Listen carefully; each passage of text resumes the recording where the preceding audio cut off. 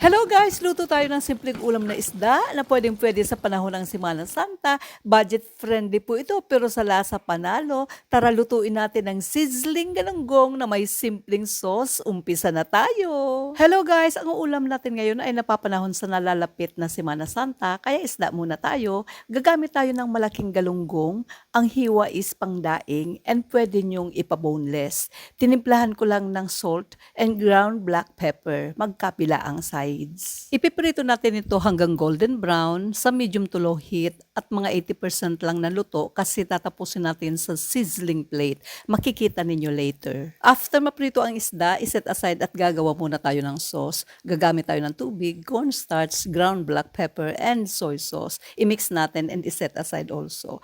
Ang paggawa ng sauce is depende kung gaano kadami ang lulutuin ninyong isda. Kapag marami yung isda, syempre madami din yung sauce. Sa same pan na pinagprituhan ng isda, isute ang onion, ginger, and garlic. Lutuin until aroma comes out. Then isunod ang bell pepper and tomatoes. Isiso ng salt and pepper. Lutuin hanggang lumambot ang kamatis. Sa sizzling plate, maglagay ng butter. Kapag melted na, ilagay ang pinritong isda at yung saute ricado na kamatis at yung green pepper. Ibuhos na ang ginawang sauce and let it simmer hanggang ma-fully cook ang isda. After few seconds, sprinkle ng spring onion at ready to serve na yan. Siyempre, best serve ng mainit kasi nga sizzling galunggong na may simpleng gravy. Kainan na!